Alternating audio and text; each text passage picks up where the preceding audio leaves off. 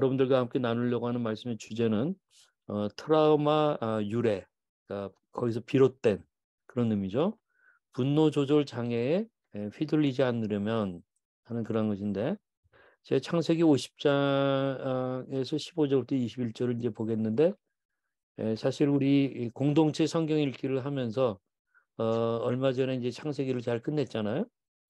그리고 이제 지금 출애굽기를 가고 있는 중인데, 어, 창세기를 보면서 늘 그 말미에 가게 되면은 요셉의 스토리에 상당히 많은 우리가 도전을 받고 감동을 받습니다. 그 50장에 나오는 그런 내용인데요. 제가 여기 새해 복 많이 누리세요라고 하는 이것을 다시 여기 올린 거는, 설 같은 경우에 가족들과 친척들이 이렇게 만나다 보면은 가족 간에 이 싸우는 경우들이 심심치 않게 일어납니다.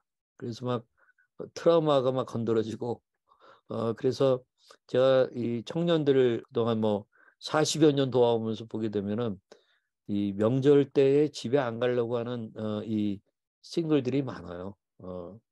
그게 왜 그러냐면, 너무 뭐 관심 있다 해가지고 뭐 책임져 주지도 않으면서 언제 시집 갈 거니라든가 뭐 어? 뭐 직장 문제 같은 경우들도 너무 이렇게 선이 넘는 이 질문들을 하기도 하고, 또는 이제 이 친척들 간에 서로가 이 상처가 좀 있어가지고 아주 날이선 그런 대화가 오고 가는 경우들도 꽤 있잖아요. 이제 그래서 이제 그러는데, 그래서 제가 오늘 그런 의미의 이 요셉의 스토리를 좀, 지금 제가 조금 아까 얘기한 그런 이유들입니다. 그 50장에 보게 되면은 요셉의 형제들은 아버지가 죽은 후에, 그러니까 환경이 바뀌었죠. 요셉의 형제들이 요셉을 애굽에다 팔고 뭐 아는 스토리대로 이제 거의 뭐 애굽에 온 지 거의 한 15년 20년 됐을 것 같아요. 아버지도 그렇게 오셔서 그 말미에 그렇게 아주 행복하게 잘 사신 거죠. 근데 이들이 드디어 이제 고민하게 됩니다. 만일 요셉이 지금까지 우리에게 이 앙심을 품고 우리가 그에게 행한 일에 대하여 복수를 한다면 어떻게 할까 하는 그러한 두려움이 생긴 거죠.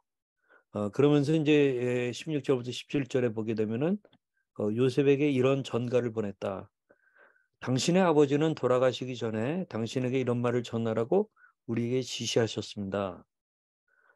그래서 그게 무슨 말이냐? 네 형들이 너에게 악한 짓을 했을지라도 이제 너는 그들의 잘못을 용서해 주어라. 그러니 이제 당신도 당신 아버지의 하나님의 종들인 우리를 용서해 주십시오. 이제 어, 여러분 어떻게 생각하세요? 정말 야곱이 이런 말을 했을까요? 이 과연 야곱이 자기 아들들한테 예? 내가 죽거든 이 동생 요셉에게 가서 어? 그렇게 말해라. 네 형들이 악한 짓을 했을지라도 이제 너는 그들의 잘못을 용서해 줘라. 이런 말을 정말 했으리라고 생각하세요? 아니면 자기네들이 지어서 한 말일까요? 성경에는 명확하게 안 나와요. 그게 몰라요. 근데 저는 아닐 가능성이 더 많지 않나 하는 생각이 좀 들긴 들어요. 이들의 이제 보면은. 근데 요셉이 그 전가를 받고 어떻게 했습니까? 울었어요. 만약에 여러분들이 이런 메시지를 들으면 같은 형제들 사이에서 어떨 것 같아요? 아마 하나님의 은혜를 모르는 일반적인 경우라고 한다면 제가 볼 때는 아마 분노가 폭발할 것 같은 생각이 좀 들어요. 근데 여기 보게 되면 요셉이 그 전가를 받고 울었다라고 이렇게 얘기하는 게 굉장히 의미심장하죠. 그럼 그만큼 아니 이 아니 이렇게까지 내가 사랑을 베풀고 오랜 기간 동안에 에, 했는데도 형들은 내가 앙심을 품고 있다고 생각하고 있나? 너무 억울할 거 아니에요. 그러니까 정말 더 이상 인간은 바뀌지도 않나 봐. 해서 때려치고 싶고 오히려 뭐 해대고 싶은 마음이 더 오히려 일어나지 않았겠어요? 근데 요셉이 그렇게 할 수는 없고 너무 또 억울하고 또 저렇게 말하는 형들이 불쌍하기도 하고 그런 가운데 울었다라고 얘기합니다. 그리고 그 형들이 직접 와서 요셉 앞에 엎드려 우리는 당신의 종들입니다라고 이제 하게 되니까 참 이런 시간을 굳이 가져야 되는지 요셉은 아마 생각을 했을 거예요. 그러면서 이제 요셉이 하는 말들이 의미가 있습니다. 요셉이 그들에게 말하였다. 두려워하지 마십시오. 내가 하나님을 대신할 수 있겠습니까? 형님들은 나를 해치려고 하였으나 하나님은 그것을 선으로 바꾸셔서 오늘날 내가 많은 사람의 생명을 구할 수 있게 하셨습니다.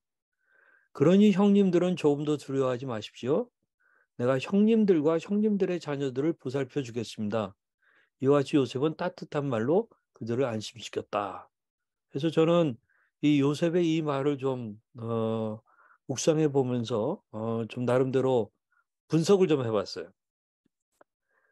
그러면서 이제 제가 얼마 전에 제 아내하고도 그렇고 같이 이제 우리 아들하고 라이브 방송할 때 트리거를 날리지 말고 트윙클 대화법으로 이제 하라 하는 걸 했는데 트윙클 대화법은 뭐냐?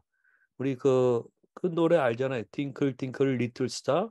그 노래 반짝반짝 작은 별 아름답게 비추네 하는 거예요. 그런 팅클 대화법이 뭐냐면 반짝반짝이라는 얘기는 뭔가 저 사람이 반짝반짝거려. 뭔가가 할 얘기가 있구나. 뭔가 이 표현하고 싶은 것이 있구나 하는 그러한 이 알아차림을 얘기하는 겁니다. 이 중요한 게. 근데 요셉이 보면은 그 점에 있어서 아주 정확하게 알아차렸어요.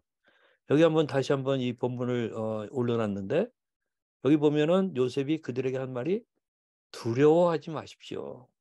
그러니까 형들이 뭐 와서 인사하는 거 또는 하는 말 그 말의 액면 그것보다도 저들의 어떤 심리가 어떻구나 하는 그러한 것들을 직감한 거예요.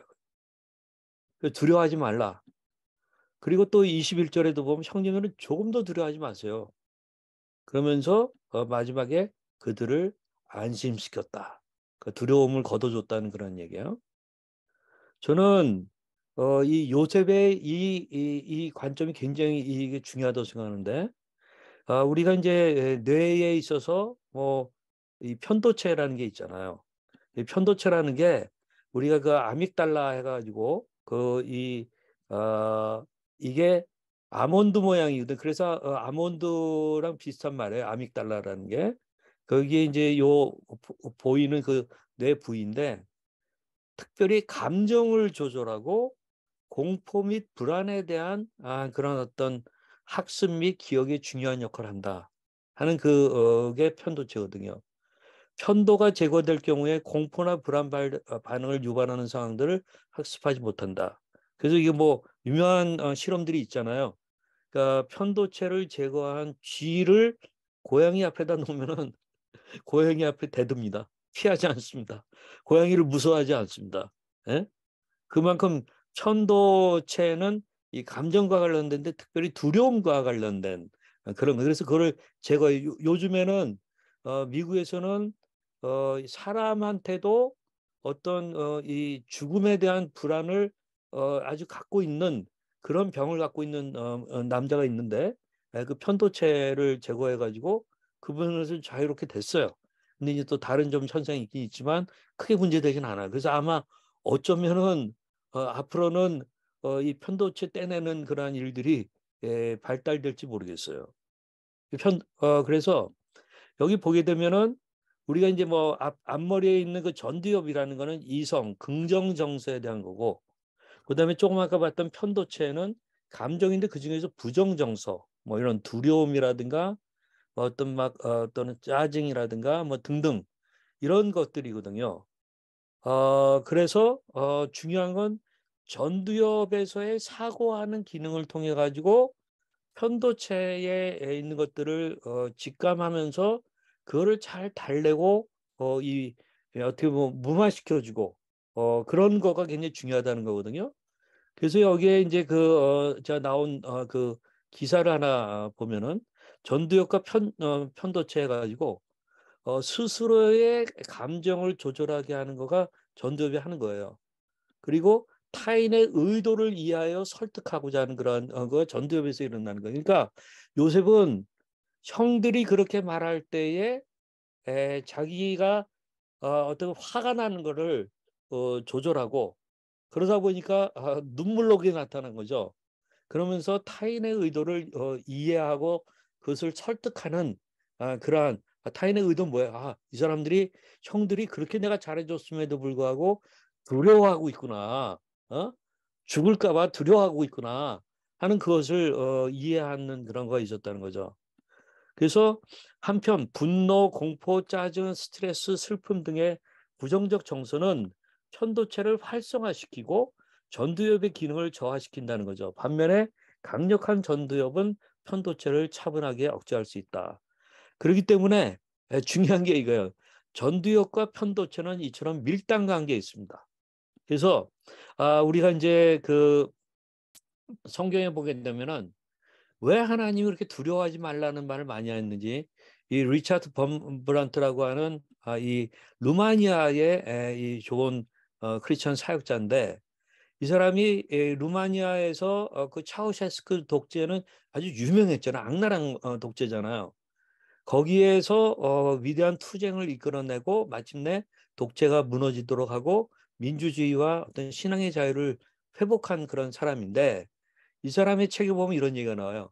범브라트 목사가 루마니아 공산체에서 목회를 하다 이유 없이 체포되어서 14년간 감옥에 갇혔다. 3년간은 빛도 안 들어오는 독방에 갇혀 있다가 결국 사형원도를 받고 만다. 이에 범브란트 목사는 절망했고 원망 섞인 기도를 했다. 하나님, 주의 일을 하다 이 나이에 형장의 이슬로 사라져야 합니까? 그때 하나님의 음성이 들렸다. 사랑하는 종아, 성경에 두려워하지 말라는 말이 몇 번 기록되었는지 아느냐? 버무라트 목사는 그 말씀에 동그라미를 치며 성경을 읽어 내려갔다. 366번 두려워 말라는 말씀이 기록되어 있다. 예, 366번. 그래서 이제 물었어요. 아니, 왜 내가 366번 그 말을 기록되었다고 생각하냐? 1년에 360일 하루하루 걱정하지 말고 살라고 그런 거다. 범브란트는 하나님께 물었다. 그럼 하나님 그럼 1년에 360일인데 왜 366번을 말씀하셨나 그러자 성령님이 그를 깨닫게 하셨다. 4년에 한 번씩 윤년이 돌아오는 것을 알지 못하는구나. 윤년이 되면 1년이 360일을 한다 하면서 이 말 이렇게 366번이나 두려워하지 말라 하는 말을 해놓은 걸 보면서 이 범브란트 목사가 자기 편도체에서 일어나는 두려움 그리고 원망 이런 거를 이 전두엽에서 두려워하지 말라 하고 하는 말씀들을 쭉 찾아보면서 이 사고하다가 이 편도체에서 일어나고 있는 그 감정을 누르는 거죠. 그 전두엽과 편도체 사이에 밀당하는 거에서 전두엽을 통하여서 그러나 만약에 이 말씀을 보지 않았으면 그런 사고가 안 일어날 거예요. 이 전두엽에서 그러한 묵상하는 그러한 근육이 생기기 때문에 그런 것들이 가능했다는 거거든요. 그래서 이제 이런 알아차림, 우리 형들이 저렇게 뭐 반짝반짝하면서 뭘가 좀 자꾸 말하려고 그래. 근데 그게 두려워서 그러는 거구나 하는 그런 것들을 알아차렸다는 거죠. 그다음에 우리 트윙클 거기 보면 반짝반짝 작은 별 아름답게 비추네. 이게 이제 작은 별 그러니까 상대가 별이라고 하는 것을 알아주는 그런 걸 얘기하는 거거든요. 그래서 저는 이제 이것을 이제 관점이라고 시작을 했는데 제가 이제 자주 우리 그 패밀리 파워 모임할 때는 스타라는 말을 자주 해요. 우리 부모들은 스타 메이커가 되고 우리 당사자들이 스타인 것을 알자. 지금은 이 아닐 수 있어. 그러나 그것을 하나님의 관점에서 보게 되면은 일종의 스타예요. 그들을 통해서 뭔가 하나님이 하고자 하시는 게 있어. 또는 큰 스타가 될 수도 있어요. 이 때문에 제가 이제 이거는 관점이다. 그렇게 얘기했는데 여기서 잠깐만 좀 얘기합니다. 여기 19절에 보게 되면은 두려워하지 마십시오 해놓고 요셉이 하는 말이 뭐예요? 내가 하나님을 대신할 수 있겠습니까? 이거는 일종의 하나의 이 요셉의 아주 특별한 관점을 얘기하는 거예요. 지금 내가 하나님을 대신해 가지고 내가 스스로 원수 같고 그다음에 심판하고 심판자가 될 수 있겠습니까? 그러니까 일종의 이것은 이런 의미에서 신학적인 그 사고나 신학적으로 교리를 안다든가 하는 게 굉장히 중요해요. 하나님의 어떤 절대 주권을 신뢰하고 하나님의 어떤 통치를 믿고 하는 이것을 지식적으로만이 아니라 나의 전두엽에서 그러한 교리를 받아들여 가지고 계속 묵상하고 평상시에 이 요셉의 경우는 자기가 하나님을 대신할 수 있는 존재가 아니라는 것을 깊이 있게 깨닫는 거죠. 어쩌면 형들을 도우면서도 어쩌면 옛날에 그 억울한 것들이 떠오르지 않았겠어요? 그럴 때마다 그가 자기는 하나님이 어떠한 분인지를 묵상하면서 하나님을 대리할 수 있는 존재가 아니라고 하는 그런 것들을 받아들이고 내가 아무리 애굽의 총리라고 하지만 내가 형들에 대해서 하나님을 대신하여서 그렇게 할 수 있겠는가 하는 그런 것들을 늘 묵상하면서 뭐 일기도 쓸 수 있었겠고 기도도 할 수 있었겠고 또한 찬양하는 가운데 하나님의 절대 주권을 찬양하고 하다 보니 전두엽에 그러한 근육이 그런 신경망들이 생긴다고 하는 그러한 이야기인 것이죠. 그래서 관점이 바뀌어 버리는 거예요. 관점이. 저는 이 부분이 굉장히 중요하다고 생각해요. 그다음에 이제 아름답게 비춘다. 반짝반짝 작은 별 아름답게 비추네. 사실 그다음에 나오는 우리말 가사 뭐예요? 동쪽 하늘에서도 서쪽 하늘에서도 사실 이거는 보통 사람이 부를 때는 그냥 그렇게 부르지만 우리 조울로들한테는 동쪽 서쪽의 이 양극성 어떤 이게 반짝반짝거리는 그런 것처럼 느껴져요. 근데 그것을 아름답게 비춘다고 보는 거예요. 무슨 얘기냐? 간주한다는 얘기입니다. 간주. 그래서 알아차리고 어떤 관점이 신본주의적 관점, 인본주의적인 게 아니라 그리고 사실 형들이 하는 말이 아름답습니까? 형들이 하는 행동이 아름답습니까? 근데 아름답게 비추네라고 간주하는 거예요. 여기 보시면 놀랍습니다. 20절에 형님들은 나를 해치려고 하였으나 하나님은 그것을 선으로 바꾸셔서 오늘날 내가 많은 사람의 생명을 구할 수 있게 하셨습니다. 형들이 한 짓은 분명히 나를 해치는 짓이었어요. 근데 이 요셉은 그것을 하나님이 그것을 선으로 바꾸셨다고 선으로 간주해 버리는 거죠. 그리고 지금 이제 1-20년 동안 지금 경험한 것처럼 오늘날 내가 많은 사람의 생명 그리고 여러분들의 생명까지도 구했습니다. 하는 그런 얘기 아니겠어요? 그래서 21절에 그러니 형님들은 조금 더 두려워하지 마십시오. 내가 형님들과 형님들의 자녀들을 보살펴 주겠습니다. 이와 같이 요셉은 따뜻한 말로 그들을 안심시켰다라는 얘기입니다. 우리가 트라우마에서 비롯되는 분노 조절 장애에 휘둘리지 않으려면 어떻게 해야 되느냐? 전두엽과 편도체 사이의 밀당에 있어서 편도체에서 일어나는 그런 감정에 우리가 그냥 휘둘리면 안 됩니다.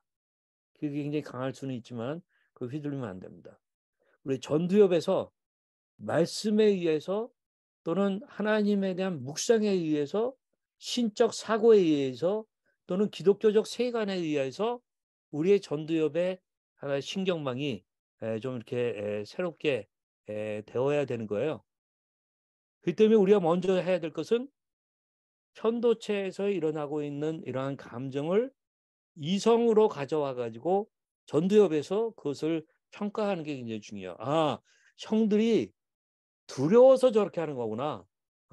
하는 그런 저들의 그 편도체에서 일어나는 두려움의 반응을 먼저 이해를 해야 된다고 하는 그런 이야기죠. 시시비비를 가리지 않았다는 거죠. 그리고 바로 이게 이제 알아차림이죠. 트윙클 대학교 알아차리는 거죠. 그 다음에 이제 중요한 게 이성적 사고를 하면서 긍정 정서를 가지고 편도체에 이것을 달래는 거죠. 좀 무마시키는 거죠. 바로 이거가 트윙클 대화법의 관점의 어떤 그것을 변화를 얘기합니다. 그러니까 하나님의 관점, 인간의 관점이 아니라 또 죄인들의 관점이 아니라 거듭난 하나님의 백성들의 관점, 이런 것들을 갖는다는 얘기입니다. 그리고 간주한다는 겁니다. 간주.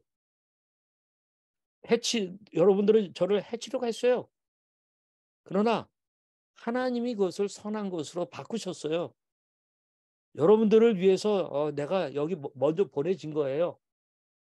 그래서 그 사람들의 어떤 잘못된 행동을 선행으로 간주해버리는 그런 것들이 있기 때문에 이렇게 된 거죠. 그래서 트라우마에서 유래되는 우리가 분노 조절 장애에 빠지지 않고 휘둘리지 않으면 어떻게 되느냐. 제가 결론적으로 얘기한다면 하나님 중심의 관점을 가져야 돼요. 신적 사고를 해야 돼요. 그리고 이른바 기독교적 세계관을 가져야 돼요.